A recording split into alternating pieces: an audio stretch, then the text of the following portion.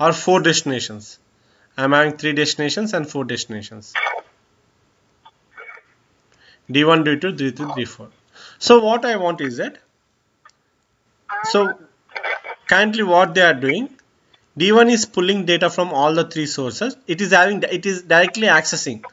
Okay, destination D1 is directly accessing S1, S2, S3, and it is loading the data for every 15 minutes. Next, D2. D2 also is accessing the database separately. It is loading the data every hourly. Next, D3. D3 means it is a different databases. Okay, destinations are different databases. So D3 is accessing all the different databases and it is loading the daily every 15 minutes. D4 is also accessing the data separately. Okay, it is also loading some every 10 hours or 8 hours every hour.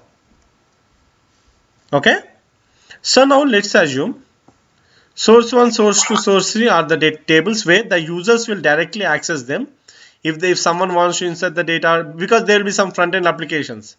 When the user enters the application, the data will be inserted into a table. When the user deletes the data from the application, automatically the data will be deleted. So it is a kind of applications, right?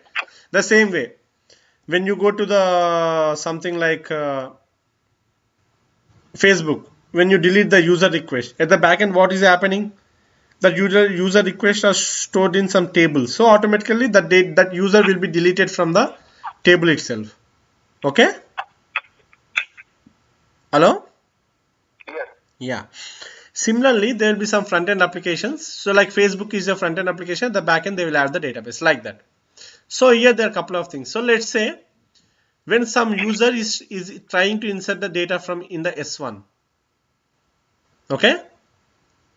So at the same time, there will be 4 users. Let's say it is a time 12 o'clock. So at 12 o'clock, all the 4 different destinations will try to access the same data at the same time. So because of this, there might be some deadlock, right? Yeah. So, and there will be some other things also. See, all the 4 users, when they want to see, there are 4 users.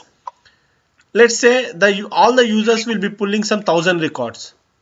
So everyone is pulling separate 1000 records from the same source. So there will be more load on the source.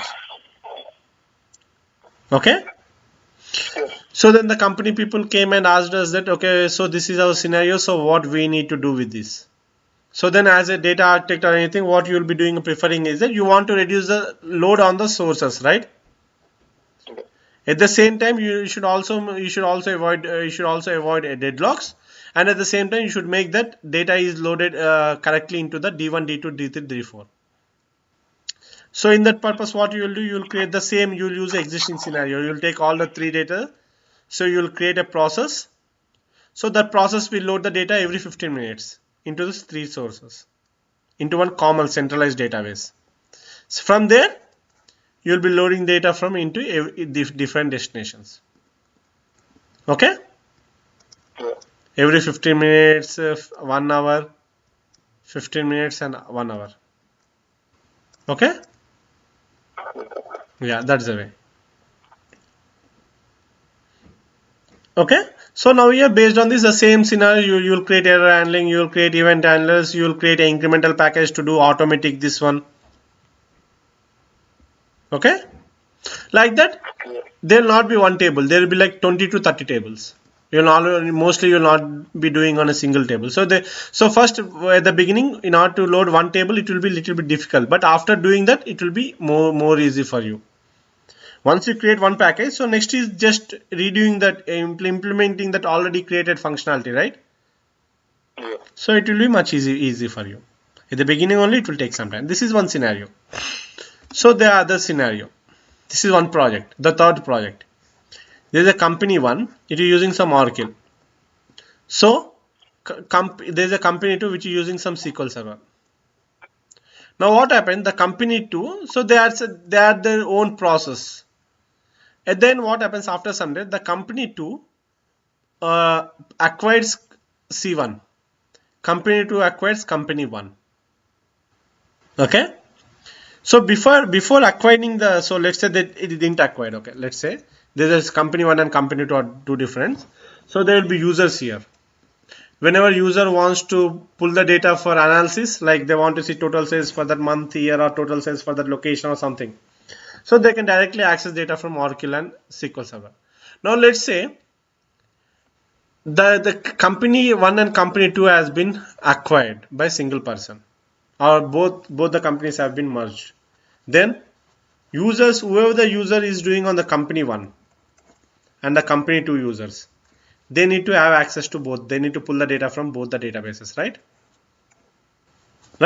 Yeah. They need to get the data from both the sources. So what, again, it's a complexity. So what you will do, they'll load them. So whenever they acquire, this problem arises.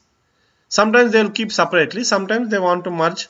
So normally what they do, they convert all the data into the SQL Server and load into the SQL Server, and after that, whichever the applications are accessing the Oracle, they'll point that applications to load the data into the SQL Server instead of loading into the Oracle. They'll completely eliminate the Oracle source. Okay? Yeah. Whatever the data is there in the Oracle, they'll completely do the full load. Okay? And after that time, so whichever applications are loading into the Oracle, they directly load into the SQL Server. Now Oracle will be completely eliminated. This is the one other kind of scenario that you might face. So you will be doing only full load. Here, while loading into the Oracle, there may be difference in an Oracle. The information that in the SQL Server, some information might be stored in a single table. In the Oracle, the same information might be stored in 3 different tables. Then while loading into the SQL Server, you need to merge all the 3 tables, and then you need to load into the destination, right? Yeah. There is a couple of scenarios, example. So in everything, you will make every data as a standard. If there is any issue, you will convert the issues. You will rectify the issues. Sometimes you may be getting some bad data. Okay. So let's say there is an employee. Every employee should have the join date. Sometimes the user might forget the join date. Then what you are going to do? So you'll go and say you'll go and ask the business users. Okay, for some employees there is no join date. Then what we need to do? Because let's say then the business users want to see total number of employees joined for 2013, total employees joined for 2014. Even though there is one employee which was inserted in 2014, but it doesn't have any join date, then what you should do? Okay. So generally you will be giving some default date, or accordingly you need to ask the business users. So what to do for the records which are, so normally when they don't insert anything, they'll ignore that as a default date. SQL Server, the default date is 1900-0101. Okay. Hello. Yeah, so that's the thing they will be doing here.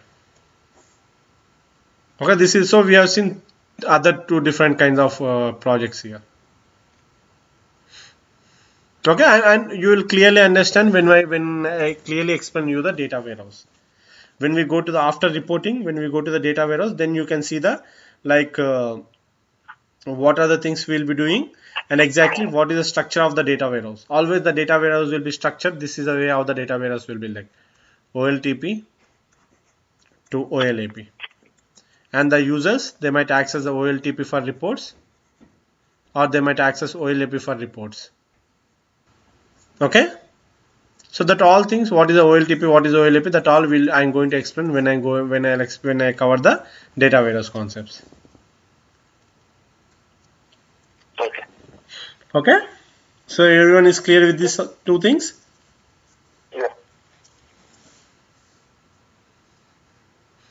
Yeah, you can ask me if you have any doubts.